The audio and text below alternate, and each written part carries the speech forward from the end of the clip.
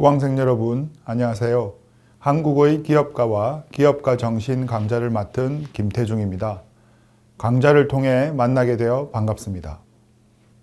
이번 강의는 10번째 강의로 유한양행과 기업가라는 주제로 한국의 기업가 정신의 여명기 시대의 대표 기업인인 유한양행과 창업자 유일한 박사의 기업가 정신에 대해서 살펴보고자 합니다. 유일한 박사는 기존의 경영자들과는 전혀 다른 역할을 하게 됩니다. 이미 호칭부터가 사장이나 회장 또는 대표라고 불리지 않고 박사라는 명칭이 보통 명사처럼 불리는 이유가 있습니다. 그래서 유일한 박사의 그런 부분을 중심으로 그의 기업가 정신과 그가 설립한 유한양행에 대해 이야기하도록 하겠습니다. 먼저 유한양행의 연역에 대해서 알아보겠습니다. 유한양행은 유일한 박사가 1926년 창립한 회사입니다. 그는 해외에서 의약품과 화장품을 수입하는 사업으로 시작했습니다. 유한의 뜻은 설립자였던 유일한 박사의 유한, 그리고 세계로 통한다는 뜻의 양행을 결합한 것인데, 보통 양행은 과거 무역업을 설명할 때 많이 썼던 용어입니다. 그렇지만 단순히 제품을 수입해서 판매하는 데 그치지 않고 몇 년이 지난 1933년 안티프라민이라고 하는 의약품을 개발, 생산, 판매하기 시작해서 국내에서 의약품과 관련된 제품 개발과 판매를 진행하게 됩니다. 이후 본사도 신사옥으로 옮기고 경기도 부천에 생산 공장과 제약연구소를 세우고 법인으로 전환하게 됩니다. 유한양행은 1937년부터 해외 지점을 통해 중국 각지, 특히 만주 지역과 베트남 등으로 제품들을 수출하면서 당시 한국을 지배하고 있었던 일본 제약회사들과 경쟁하게 됩니다. 이로 인해서 일본 총독부로부터 세금 탄압 등 여러 가지 괴롭힘을 당하기도 하지만 유한양행은 기존의 다른 기업들과는 달리 꿋꿋하게 민족의 건강을 위하여 노력합니다. 이러한 노력에는 유일한 박사의 성장 배경과 성장 중에 발현된 민족 사랑과 애국심이라는 기반이 있다는 점이 중요합니다. 유일한 박사는 아주 어린 나이에 미국으로 유학하여 초등학교부터 대학, 그리고 대학원까지 모두 마치고 현지에서 사업을 성공한 이후에 한국으로 다시 돌아오셨습니다. 즉, 국내의 열악한 상황을 직접 경험하지 못하고 미국에서 생존하고 성장하기 위해서 본인에게 집중했던 분입니다. 소위 말하는 재미교포에 가까운 성장기와 청년기를 다 보내고 이후에 고국으로 유턴을 했던 분입니다. 물론 그 외에도 미국에서 많은 역할을 하셨는데 그 부분은 나중에 다뤄보겠습니다. 또한 대부분 그룹의 경영자들이 국내에서 사업을 시작하거나 아니면 식민지기 하에서 일본에서 유학 생활을 했던 것이 전부였던 것과 달리 유일한 박사는 미국에서 모든 교육과정, 심지어 대학원까지 하고 돌아와서 성공한 사업 모델로 미국에서의 선진 경영과 관련된 여러 가지 기준들을 제시했다는 점에서는 기업 경영의 사회적 책임에 대해서도 큰 관심이 있었습니다. 사진은 유한양행이 최초로 개발했던 안티프라민의 초기 모습입니다.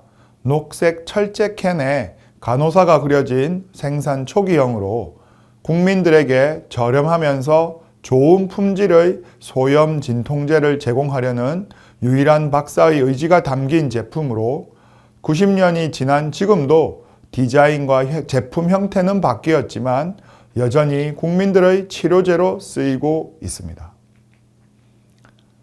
보시는 사진이 서울 중구 신문로에 있는 유한양행 옛 사옥의 당시 모습입니다. 유한양행은 1932년 이 건물을 준공해 10년간 본사 사옥으로 사용했습니다. 외벽에 유한양행의 대표적인 표식인 버드나무가 들어가 있는 로고도 보입니다. 당시로는 상당히 세련되고 유려한 디자인입니다.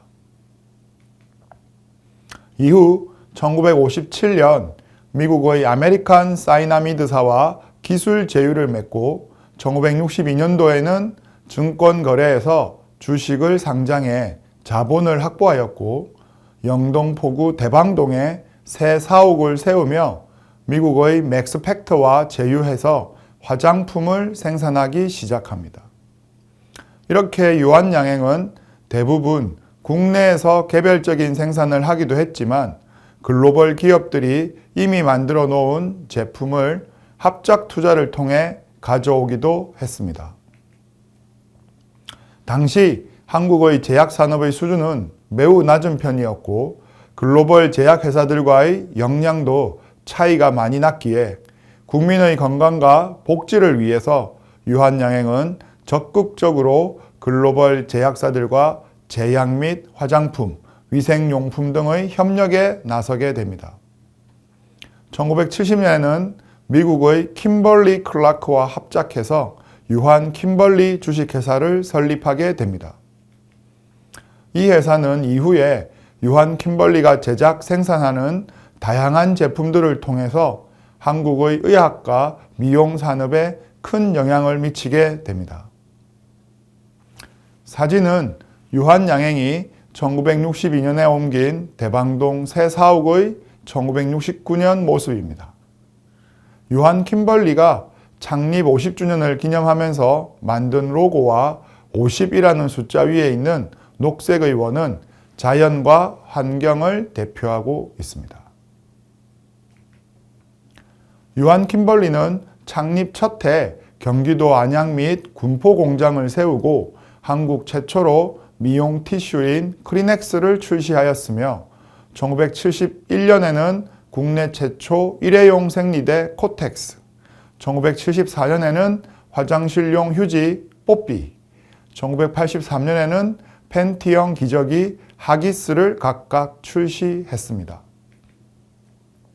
또한 1984년에는 환경 캠페인 우리 강산 푸르게 푸르게를 개시한 후 나무 심기, 숲 가꾸기 등 캠페인을 진행하면서 환경 보호에 앞장서는 기업으로서의 이미지도 매우 높였습니다. 유한양행은 1980년대 들어서도 국제화 시대의 진행에 따라서 다국적 제약회사들과 협력 및 합작 투자를 합니다. 1982년 유한 사이나미드, 유한 스미스클라인, 유한 SP를 설립하고 1983년 한국 얀센, 1985년 유경 메디카를 설립하여 다양한 분야의 제약 및 유통업을 영위합니다. 유한양행은 다국적 기업들과의 합작을 통한 국내 시장 진입에만 관심을 가진 것은 아니었습니다. 해외 지사 진출을 위하여 1992년에는 인도에 진출해서 그동안 쌓아왔던 연구개발 역량과 의약품 제조 기술을 바탕으로 글로벌 경영을 확장하기도 했습니다. 유한양행이 지분 26.5%를 보유한 인도의 현지 법인 GTBL은 인도의 구자라트주에 설립되어 결핵 치료제인 리팜피신을 만들었습니다. 가동 3년 만인 1994년 1630만 달러의 매출에 90만 달러의 이익을 남길 정도로 빠르게 자리 잡았습니다. 유한양행은 신제품 개발을 위해서 한국에서도 꾸준히 연구개발에 대한 투자를 지속합니다. 중앙연구소를 준공해 기술 혁신을 위해서 노력하였고 대한민국 제약업계 매출 1위의 중견기업이 되었습니다. 유한양행은 초기 유일한 박사의 경영 이념대로 국민의 건강과 위생 관련 산업들에 집중 투자합니다. 또한 유한양행의 가장 중요한 점은 단순히 글로벌 다국적 기업들과 합작 투자를 했다거나 연구개발을 많이 해서 신제품 출시를 많이 했다거나 해외 진출을 했다거나 등의 정량적인 성과도 좋았지만 그것보다 더 훌륭한 점이 많은 기업입니다. 그것은 바로 한국에서 가장 존경받는 기업으로 20년 연속 선정이 되었다는 것입니다. 이렇게 존경받는 기업이 되기 위해서 끊임없이 노력한 것입니다. 1936년에는 대한민국 기업 최초로 전 사원 주주제를 실시해서 회사의 지분을 보유할 수 있게 했습니다. 그 방법은 유일한 박사가 가지고 있던 주식의 52%를 사원들에게 무상으로 나눠주는 것이었습니다. 그리고 대한민국 최초로 전문 경영인 제도를 시행하여 현대 주식회사의 특징을 보여주었습니다. 즉, 소유와 경영을 분리한 최초의 기업으로 유명합니다. 또한 단순히 제품 생산과 판매뿐만 아니라 사회적 약자들을 돕기 위해서 1977년에는 유한재단을 설립하여 교육장학 사업과 사회복지 사업을 진행하기도 하였습니다. 이처럼 유한양행은 한국에서는 보기 드물게 글로벌 경영자를 필두로 다양한 외국계 기업들과 함께 합작 투자를 통해서 여러 가지 다양한 제품, 의약품과 생필품들을 만들어서 국민에게 건강과 보건이라는 분야에서 큰 도움을 주었습니다. 현재 유한양행의 대표적인 제품군들은 피부질환 치료제인 세레스톤지, 외용 진통 소염제인 안티프라민, 비타민 보충제인 비콤C 등이며 화학 제품으로는 유한락스 등과 같이 일반인들이 쉽게 볼 수 있는 제품들이 있습니다. 전문의약품으로는 폐암 치료제인 라자정, B형 간염 치료제인 비리어드정, 혈압 강화제인 트위스타, 혈당 강화제, 트라젠타정 등이 있습니다.